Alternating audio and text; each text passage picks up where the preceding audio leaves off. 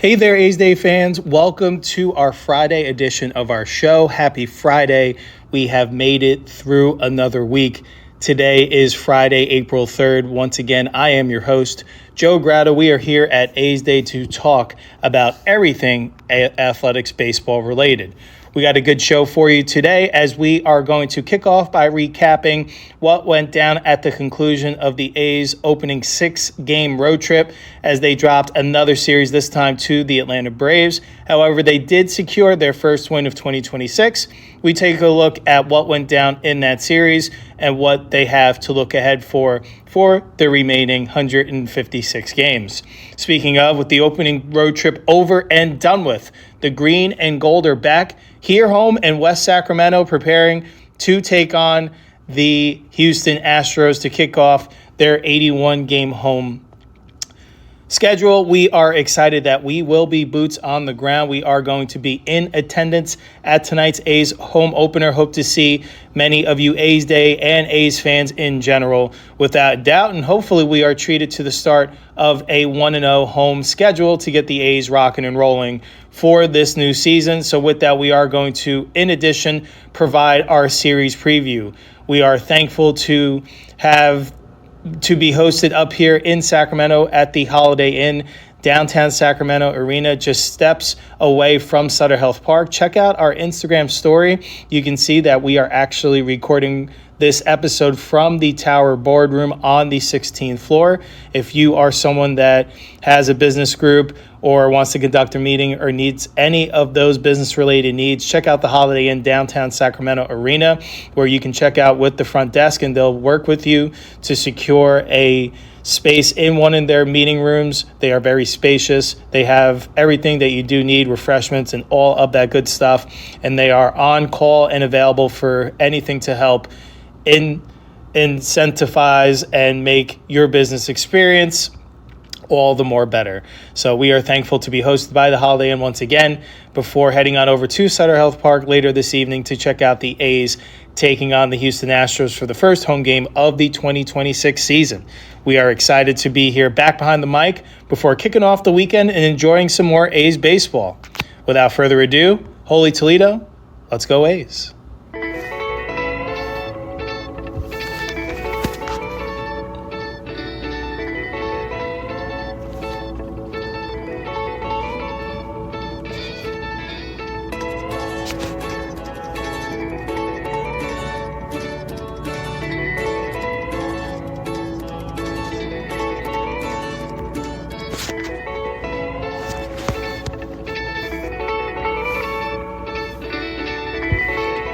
All right there, A's Day fans. Thank you once again for tuning in to our Friday edition of our show. We appreciate you kicking off your weekend. Hopefully you are able to enjoy the start of a nice holiday weekend. Happy Easter to all who observe, enjoy the time with friends and family, or wherever you decide to celebrate. We're thankful again to be here behind the mic, getting ready for another A series. But before we do, just want to give you a reminder.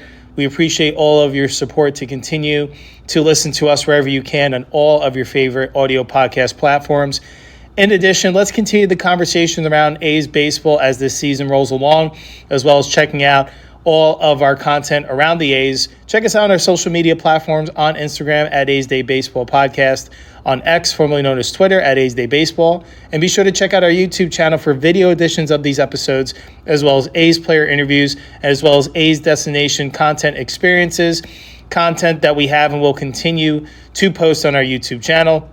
And be sure to become an official subscriber of our A's Day podcast on our Patreon site, patreon.com/A's Day. For just $2 a month, you'll be entered to win monthly A's Day t-shirts, A's autographed memorabilia, future A's game tickets, and so much more as we are able to grow this platform collaboratively. All right, without further ado, let's jump into our first topic today, and we are going to recap how it all went down in the ATL.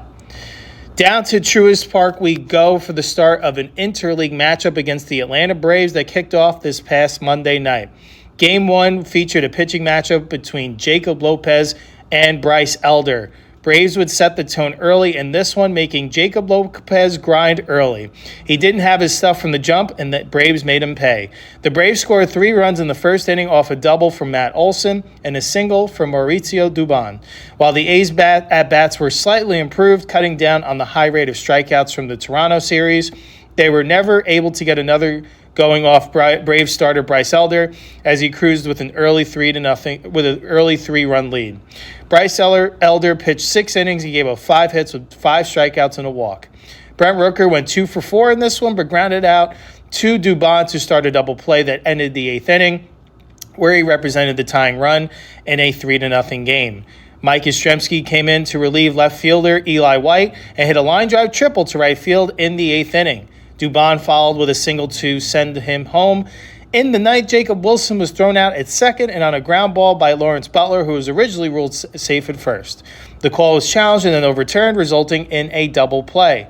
Max Muncy hit an infield fly that Olson caught to end the game.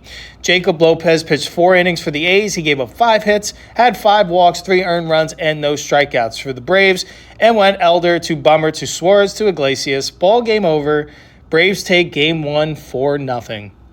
So the reason why we kind of breezed through that recap a bit is that's just kind of how the game felt. Like, it kind of felt on the offensive side of things. Yes, they were cutting down on the strikeouts, but there wasn't enough urgency at the plate. And it just kind of appeared to me that once that 3-run inning was had, it kind of felt like the Braves set the tone for this game, and they cruised from there. I will give a tip of the cap, and it will to the A's pitching. I mean, from the following 8 innings on, they only gave up 1 run. So they certainly gave their team an opportunity, while the initial onset of that 3-run inning to kick off the game can certainly swing the momentum in the opposition's favor. This game was mainly 3-0 for the bulk of this game. If you can't come back from that as an offense, you've got some bigger issues to worry about there. In the grand scheme of things, I'm very understanding that it is very early in the season, so by no means is this any time for the panic button to be hit, but it is something worth noting that it just seems like in a lot of these games early, I don't know if it's due to the early abundance of travel and going along with the daily night in and night out competition, but it just seems like the effort hasn't necessarily been there consistently as we had hoped from this young team. And I think perhaps as we get into the home schedule here and into more of the groove of things, we'll see if that attitude returns and see more of that competitive fire. But throughout the bulk of this Atlanta series, it just seemed like they were just walking through the motions, and we'll get into a little bit more as we roll along. But the offense, again, yes, they get 7 hits in this one. They get a walk, so a little bit more of an improvement, but they still strike out 7 times. It just seemed like there wasn't a lot of urgency, and it didn't seem like there was a lot of high-quality contact early in counts, which is another concern. I do know sometimes you just got to tip the cap to what the guy's doing on the other side. And Elder, like we had mentioned in our previous episode with the preview, we did notice that there was going to be an uptick in velocity, and an uptick with more of a breaking profile on his cutter, really being more heavily reliant on that sinker as well. And you can see those changing of speeds and movement really had these A's hitters off balance all day. So tip of the cap to Elder, who was coming off a tough season, although, like we had mentioned, he was rolling along over the final 7 starts, pitching to a sub-3 ERA over those starts. So it seemed like he had found that old magic that had made him so successful earlier in his career. And it seems like with whatever formula he found, plus the improvement on his stuff this offseason, you could see that it all kind of came together in the start for Elder. And we'll see how it tracks for him for the remainder of the season. But he definitely, for the majority of this start, had these A's hitters in the palm of his hand. So something that wasn't encouraging to see.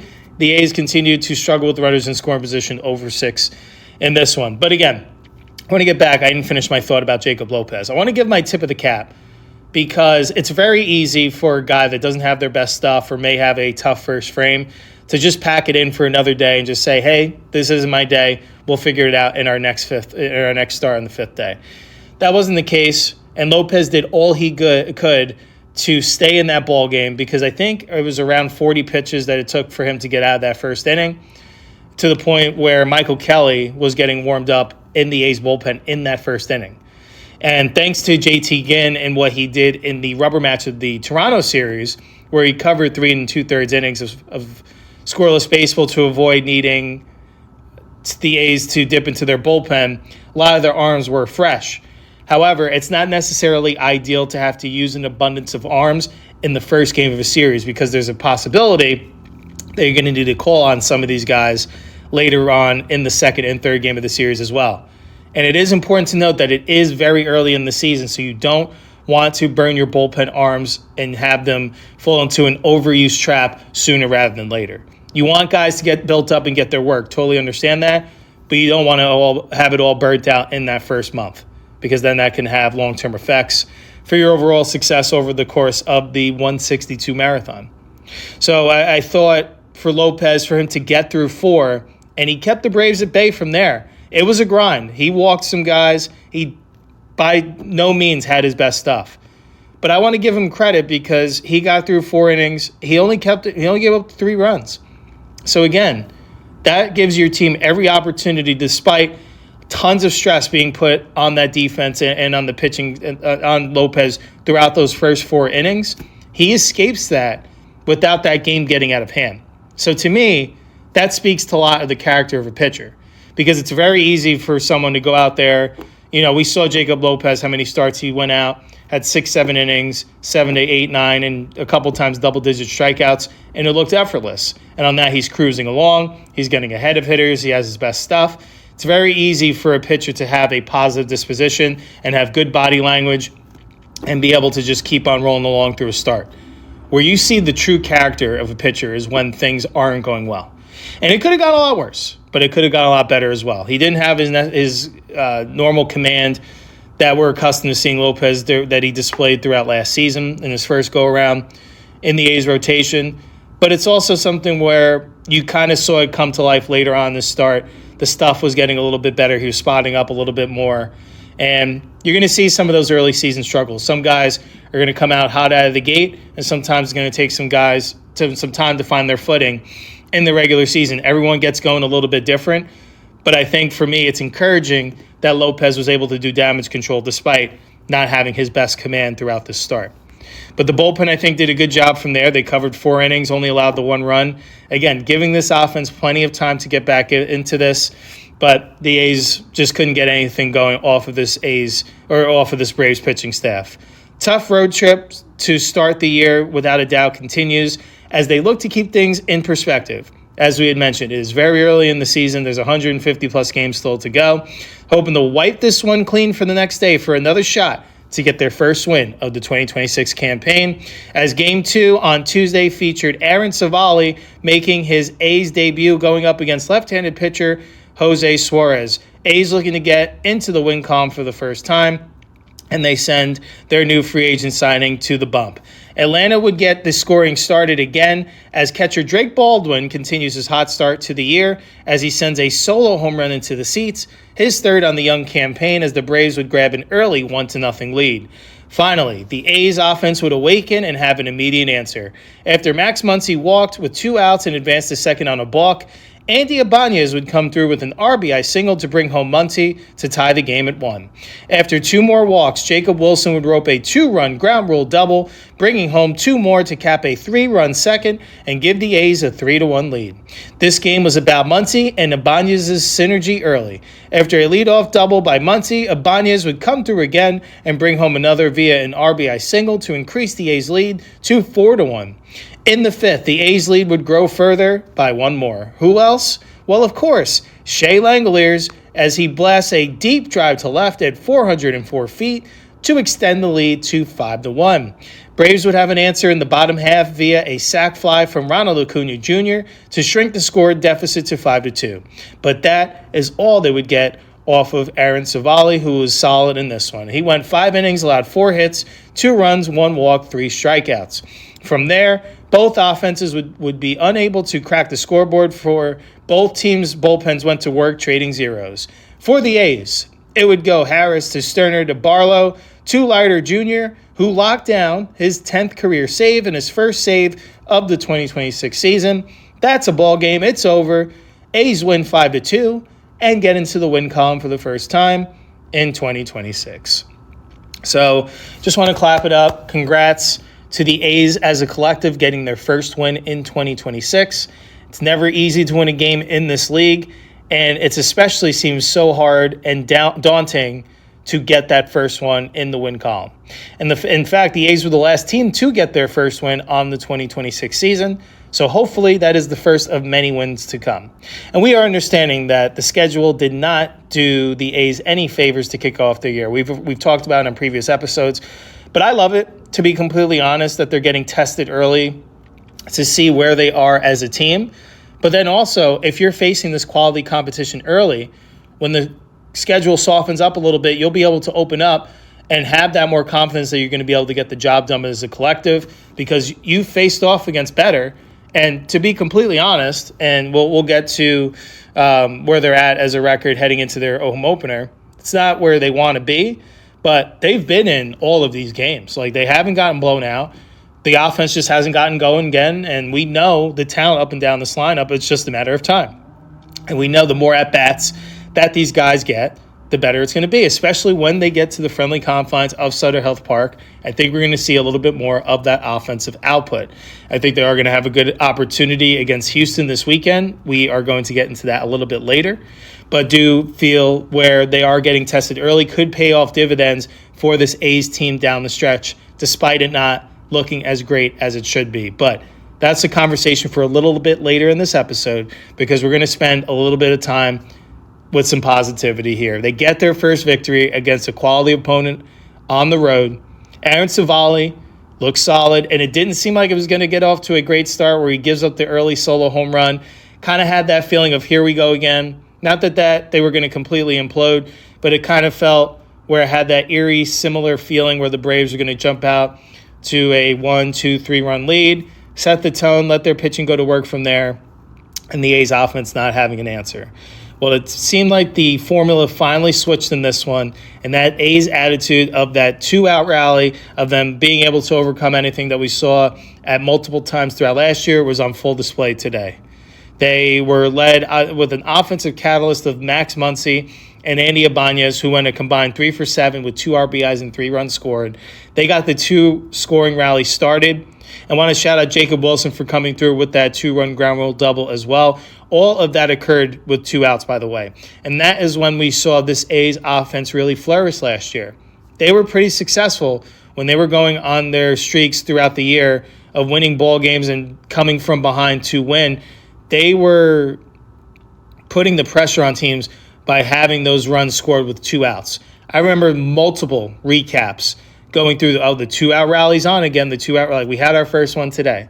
But I remember that happening so much more last year, and those are backbreaking because at that point with 2 outs, the probability says that the third out being recorded is more probable for that team, for the opposition, as compared to the offense competing with 2 outs, generating any runs. So the fact that the A's were able to do that significantly last year at times and putting that pressure on the opposition is something that was encouraging to see in Game 2 of this series. I think that was a really overlying theme from last year's team, and I think that's something that can carry into this year. And I really feel like when a team feels comfortable where they're going to get out of the inning, even just getting a run with 2 outs can put enough hint of doubt in that opponent's mind where it can put you in an opportunity to have more of that mounting pressure, make your life a little bit easier in either coming from behind or building upon the lead that you were able to sustain. Feels good to win one. Absolutely does. I know hearing some of the interviews with manager Mark Kotze, he's kind of feeling some of the A's young hitters like a Nick Kurtz are pressing at the plate, just trying to do so much to bring victories to the A's organization. And you kind of saw that it kind of felt like a sigh of relief when the A's were shaking hands after recording the 27th out in this one. Definitely feels good to win one. And once you see one go through the hoop, you kind of start to see a few more go through as well. And we know it wasn't the prettiest to start to the season. We know things were tough up in Toronto, heartbreaking during those first 2 games. But you kind of have that feeling that this team is right there. A few more tweaks. The pitching, not so bad. The bullpen has been encouraging. The offense, you know it's going to come and get there once they get more repetition. But it was good to see it all kind of click in this one as a team collective. He got the big run hits with runners in scoring position, 3 for 6, cashed in, and that was the difference in this one.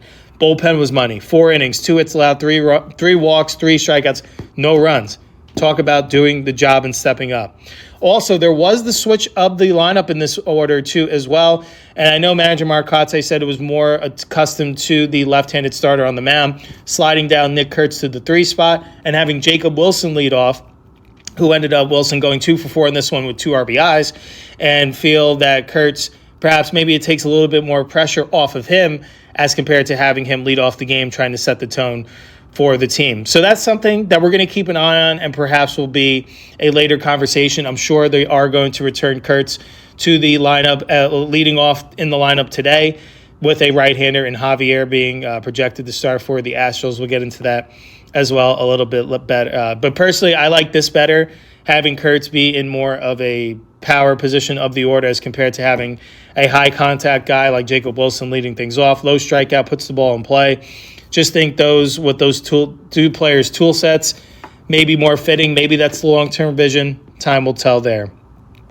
With the A's first win in the book, they would look to ride that momentum to the opportunity to secure their first series victory with a win in Atlanta the following Wednesday afternoon.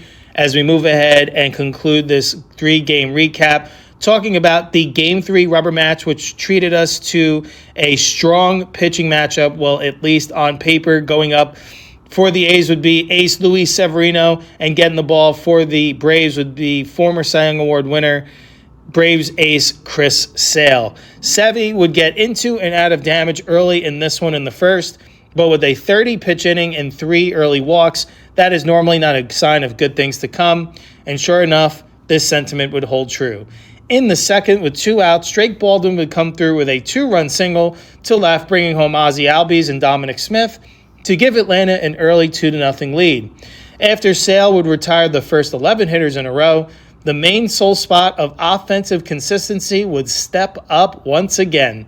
The man they call Bangaliers, Shea Langoliers, crushes his now MLB-leading 5th home run of the season at the time of recording. A solo shot to cut the deficit in half. It's now 2-1 Braves. Sevy would battle into the 4th, but after allowing 2 singles with 1 out and his pitch count quickly elevating into the 90s threshold, his day would be done with 2 outs still needed in the 4th. On would come Elvis Alvarado, trying to keep the game within the run. He would not be successful. Drake Baldwin comes through once again, this time via a 2-run double, and increasing their lead to 3 and putting an end officially to Sevy's day. Sevy, 3 1/3 innings pitched, 4 hits, 4 runs, 5 walks, 7 strikeouts. Next up, Matt Olson would add on another to grow the Braves' lead to 5-1. While the A's were able to get more contact to the ball, that was still more than enough for Chris Sale to cruise along. Sale would go 6 innings, allow 1 hit, 1 run, no walks, only 3 strikeouts. The green and gold would manage 3 more hits the rest of the way, but wouldn't be able to connect anything together to start a rally. For Atlanta, it went Sale to Suarez to lead to Iglesias. Ball game over. Braves win 5-1. They would take the series 2 out of 3. A's drop to 1-5 and head home to enjoy yesterday's off day before kicking off their home schedule in West Sacramento later tonight. Finally, home sweet home. So let's quickly wrap this series. Definitely a disappointing finish. You were hoping that the A's would be able to build on the momentum from winning Game 2 of this. But I think there was also, if you hit A's fans with a hit of truth serum, they would tell you that this game they were the least confident in, and it had nothing to do with Severino, but rather how good Chris Sale is. He continues to show why he's still one of the game's best pitchers. In fact, one of the best left-handed pitchers this game has ever seen. Well on his way to perhaps being in the Hall of Fame once again. He continues to step up as the ace of this Braves staff. When they need a win, especially in a game of a rubber match of a series that can determine winning the series or not, Chris Sale is one of the most dependable to step up and get the job done. He does it again. And he does it in a bit different of fashion. In fact, the A's were trying to get to him early in counts, and that's why while he was inducing a lot of soft contact, it felt like, they were at least getting better bat to ball, as he only did have the 3 strikeouts, but I mean, he was cruising along. He had still these hitters off balance. I will tip the cap, to the A's offense for at least attempting to make an adjustment. And I know they were going to have their hands full all day. So by no means am I vastly disappointed in their shortcomings against Sale. But wouldn't have minded if they got a little bit more going, obviously, without a doubt. But how about Shea Langoliers? He is sizzling. He is locked in. He didn't care who was out there on the mound. He took Chris Sale deep. Now he's up to 5 home runs through the team's first 6 games. He leads all major league hitters in home runs. He is off to a blistering start. He is swinging it like an MVP candidate. Congrats to Shea Langoliers.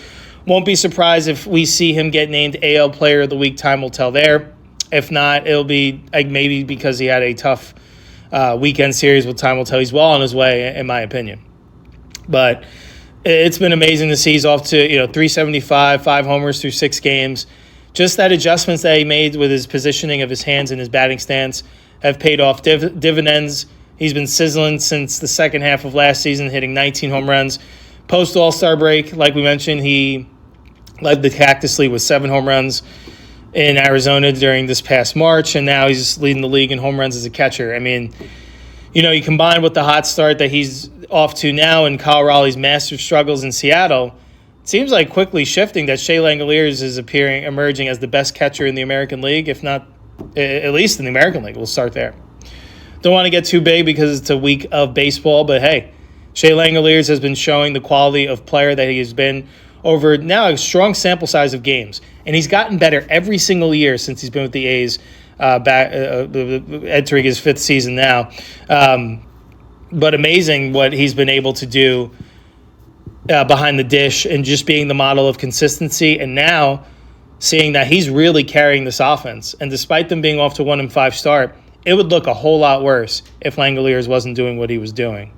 And we know it's early, so don't want to get too far ahead of ourselves, but Langoliers does seem poised to be well on his way to securing an all-star nod, as we did predict. We really did feel that it would be between him and Raleigh, but obviously if the season was dictated by a week of the season, Langoliers would be running away with that. But we do know there are so many more games to play. I'm sure Raleigh will get it going sooner rather than later, but looking forward to seeing just how far Langoliers can take this. And in fact, it's funny that endearing around the A's clubhouse that they are calling Shea Langoliers Barry Bonds because of all the home runs that he's been hitting. So when you're getting called Barry Bonds, who is MLB's home run leader, that is definitely a sign that you are off to great things to start your campaign.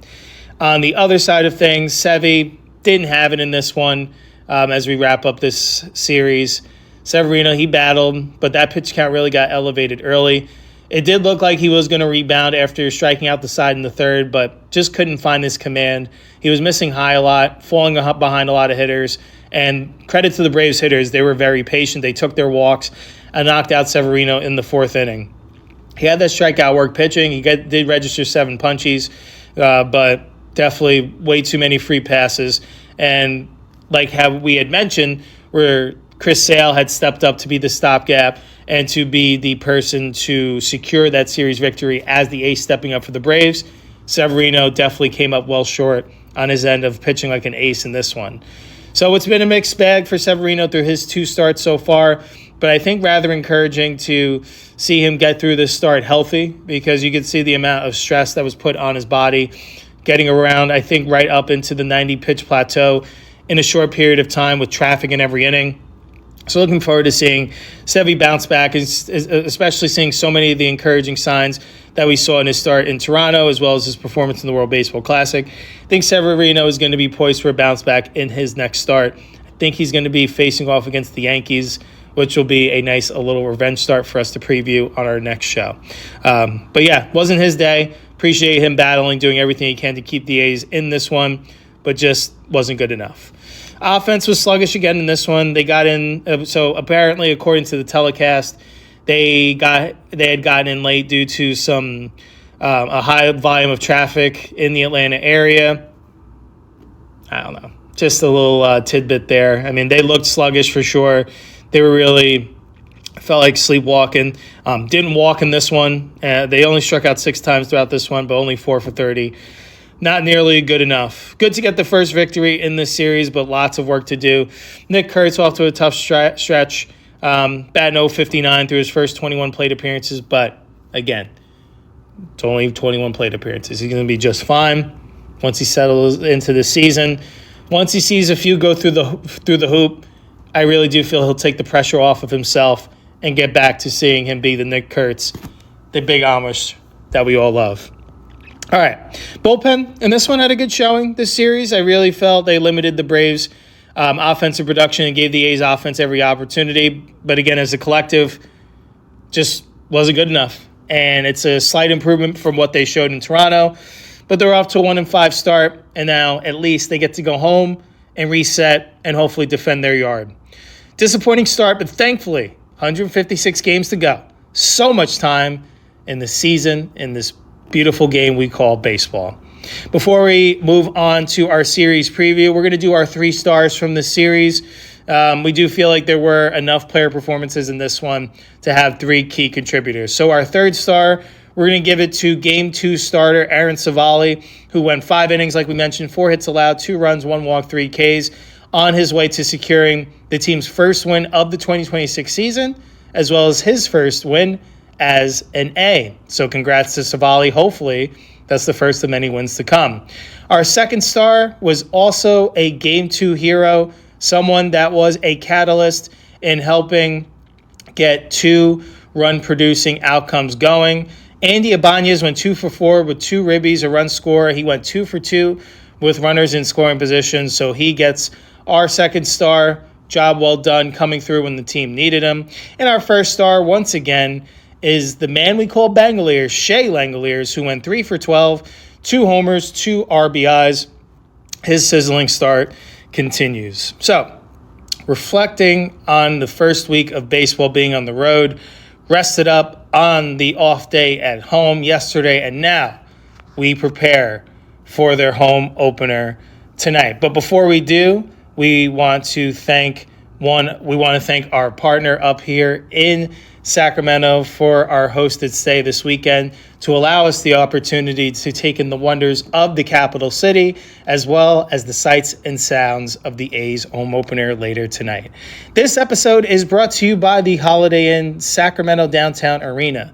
Stay in the heart of downtown at Holiday Inn Sacramento Downtown Arena, ideally located near Old Sacramento Waterfront, Golden One Center, and Downtown Commons Doco. Our full-service Sacramento hotel is just 15 minutes from Sacramento International Airport and within walking distance of the California State Capitol and Safe Credit Union Convention Center. Host meetings, conferences, and social events in our flexible boardrooms and ballrooms, supported by experienced on-site sales and events teams. Enjoy modern amenities and including a rooftop outdoor pool, on-site fitness center, and Cypress Grill restaurant, serving breakfast, dinner, and cocktails. Guest rooms and suites feature comfortable workspaces, contemporary amenities, and city views, making them ideal for both short stays and extended visits. Whether you are attending an event, planning a meeting, or exploring Sacramento dining, entertainment, and cultural attractions, our downtown location keeps you close to it all. Downtown access, full-service comfort, easy booking. Stay at our downtown Sacramento hotel. All right, A's Day fans, get excited as baseball returns to Sacramento and West Sacramento for a 2nd season at Sutter Health Park. To kick off the home slate of 81 games this weekend, starting tonight, they welcome in an AL West rival, the Houston Astros. Let's get to know them a little bit and how they were last year, as well as what they have done through the first week of this season. During the 2025 campaign, they finished with an 87-75 record, narrowly missing out on the 3rd and final wildcard spot due to a head-to-head tiebreaker with the Detroit Tigers. They are led once again by manager Joe Espada. Offensively last year, they batted .250 as a team, which was 12th in baseball. They had 182 home runs, which was 16th. They scored 686 runs, which was 21st. They walked 471 times, which was the 4th least. They struck out 1,301 times, which was the 7th least, and hit to a 714 OPS, which was 15th in baseball, putting them right at league average. On the mound, they pitched it to a 3.86 ERA, which was 11th in baseball. They struck out 1,504 batters, which was 2nd. They walked 508 batters, which was 15th. They pitched to a 1.22 whip, which was 8th. And defensively, they picked it pretty good. They fielded at a .988 team fielding percentage, which was 8th, along with their 70th along their 70 errors, which is the 8th least in baseball. So as of this season, this is what they've done at the time of recording. They split a 4-game series with the Angels. They dropped the first 2 before storming back to take the final 2 to split the 4-game set. And then most recently, they completed a 3-game sweep of the Boston Red Sox, 8-1, 9-2, and 6-4. They're currently on a 5-game winning streak and off to a 5-2 record as they head up here to West Sacramento for their first road trip of the new season. So here are some new additions to the Astros club. The big signing, who we will see this weekend, was Tatsuya Imai, starting pitcher. He signed a 3-year contract from Japan to bolster the starting rotation.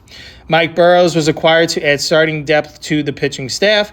Joey Loperfido, an outfielder, was acquired from the Blue Jays in the deal for Jesus Sanchez. Kaiwei Tang was acquired from the Giants. Nick Allen was acquired from the Braves. Isaac Paredes was signed on a 1-year deal. Kevin Biggio signed a minor league deal, as did Christian Vasquez. Now here is how the Astros project in terms of their lineup. We haven't received their official lineup for tonight's game at the time of recording. But once again, they will be led off by second baseman Jose Altuve.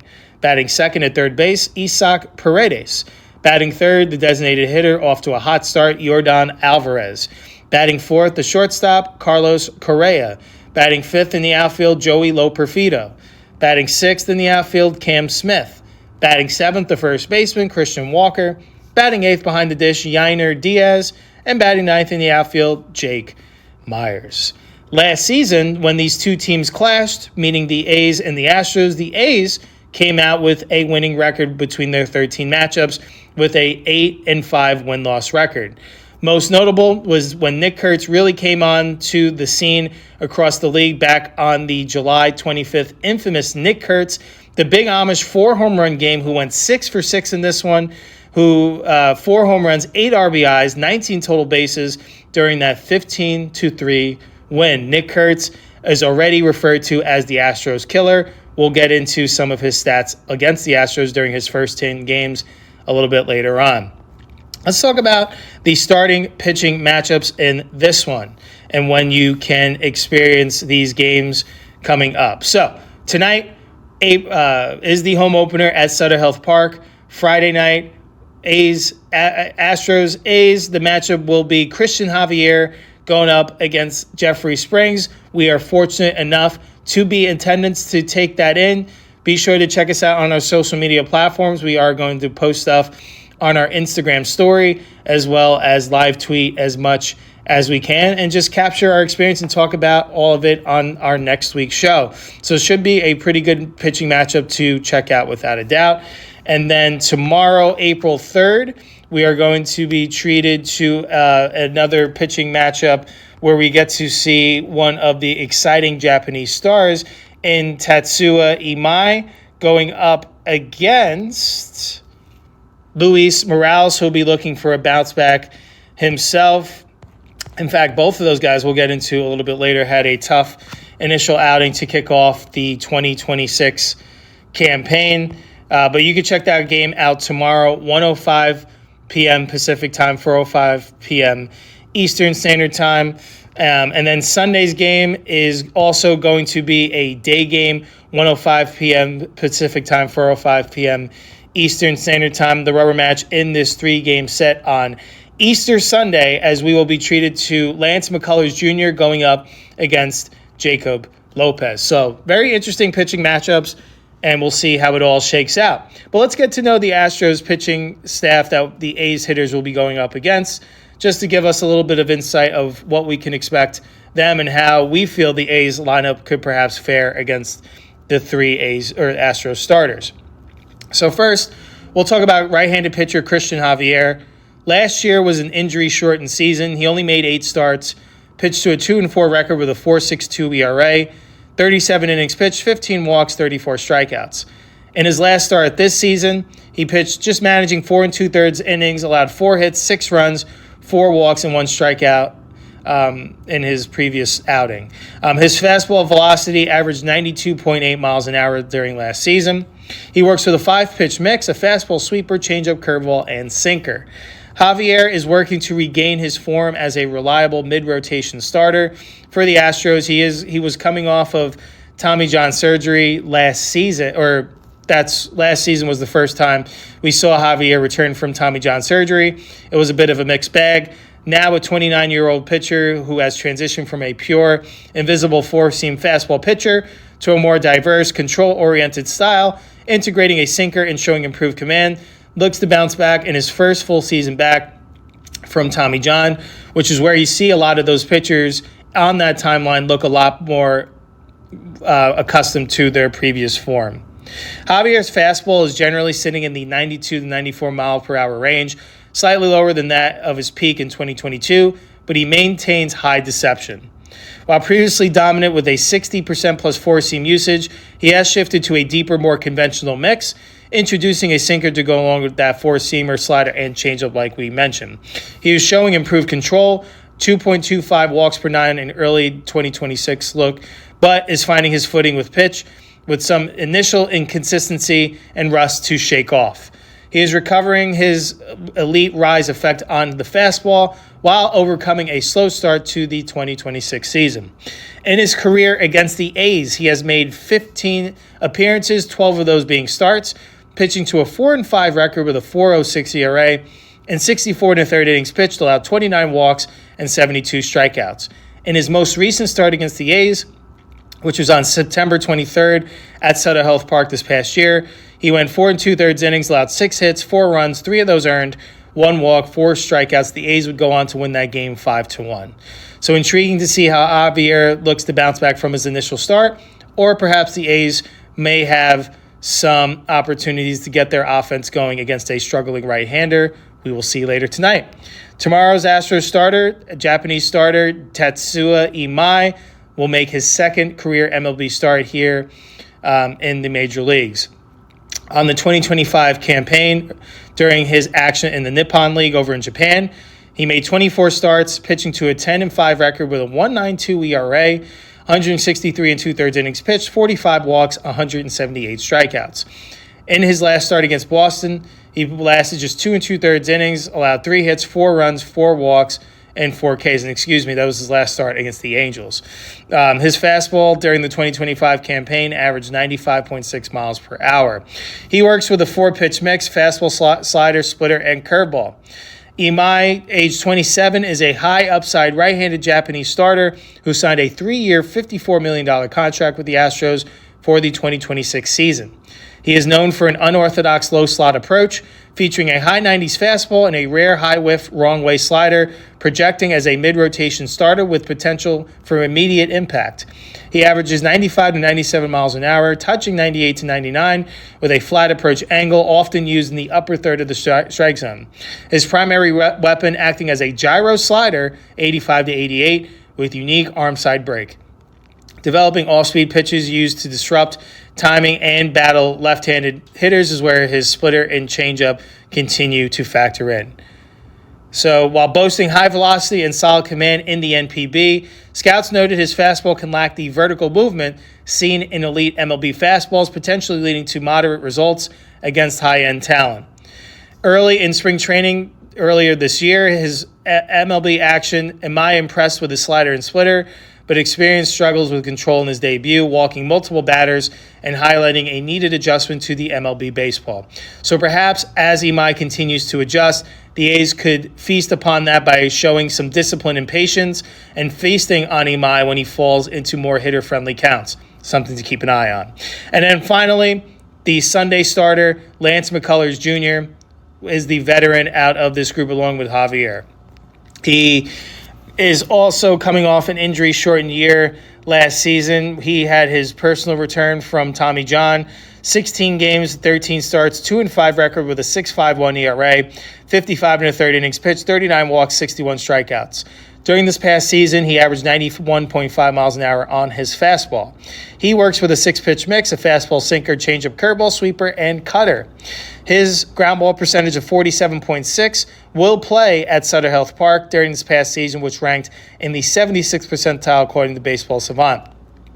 In his 2026 debut, Lance McCullers Jr. looked dominant, throwing 7 innings of one-run ball with 9 strikeouts against the Red Sox, signaling a healthy return.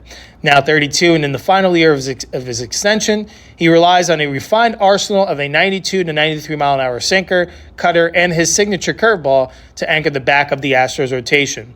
After missing significant time in injury-riddled 2025, McCullers entered 2026 healthy following a normal offseason, aiming to prove his durability. He is positioned as a veteran leader in the back end of the Houston rotation, providing crucial stability. This is a make-or-break year as he heads toward free agency. While his raw stuff remains elite, the key to 2026 is maintaining velocity and staying off the injured list. Currently relying heavily on a 92 to 93 mile-an-hour sinker and 89 mile-an-hour cutter for quick outs. His curveball remains his signature pitch, utilized at 81 miles an hour.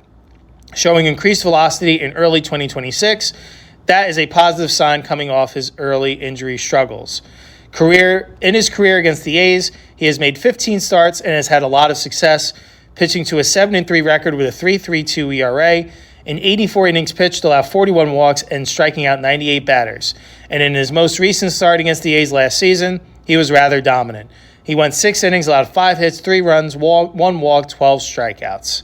Now, let's take a look at some key matchup stats here as Nick Kurtz looks to continue his dominance against the Houston Astros in his early Major League career. In 10 games, Nick Kurtz is mashing .500, which is 21 for 42, with 9 home runs, 18 RBIs, 6 doubles, 17 runs scored. How about the Astros maybe looking to pitch around Kurtz more?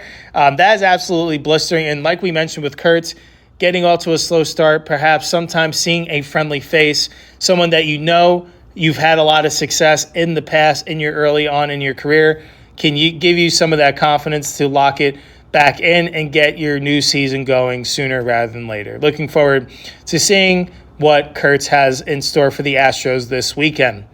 As for what the A's hitters have done against these Astros starters, against Christian Javier, Jacob Wilson is 1 for 2 lifetime with a double, and Nick Kurtz is 1 for 3 lifetime with a double.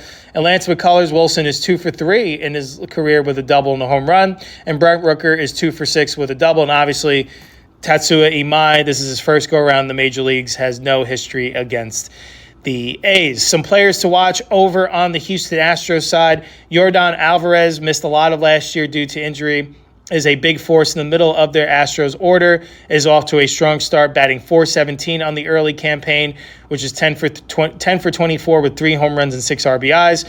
And longtime second baseman Jose Altuve is off to a fine start himself, batting .348 with 2 home runs and 3 runs batted in. All right, before we get on out of here and get ready for the beginning of the A's home opener and their home slate for the 2026 season, we're going to make some predictions.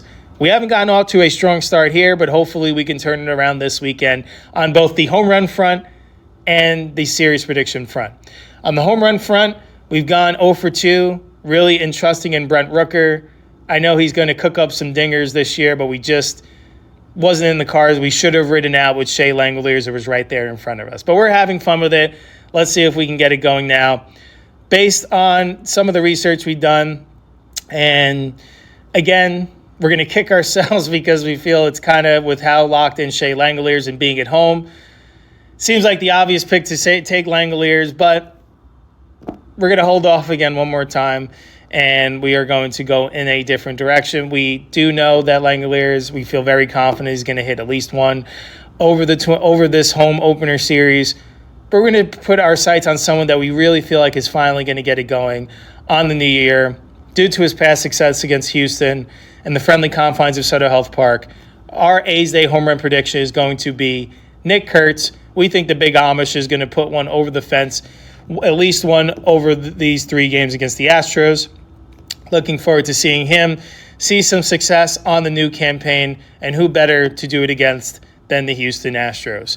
As for a series prediction, we do think that the A's are going to get off their home schedule on a positive note, just due to the struggles of the Astros pitching staff. while we do see them still hitting it pretty well as a collective, we do feel like the A's are finally going to get it going offensively against some pitchers that are still finding their footing on this new season and are going to, as our A's Day prediction, we feel the A's are going to take 2 out of 3 and win this series. We do feel they are going to win tonight 6-3 in their home opener, which will be very exciting for us that will be in attendance, as well as the great people of Sacramento and West Sacramento. We do feel they also will find some success by being patient against Tatsuya Imai, who is adjusting to the Major League Baseball. We do feel like the A's are going to have more opportunities with some of those free passes to cash in with runners in scoring position, and feel like they're going to win tomorrow 8-5. And then the Sunday rubber match, it's tough to sweep anyone.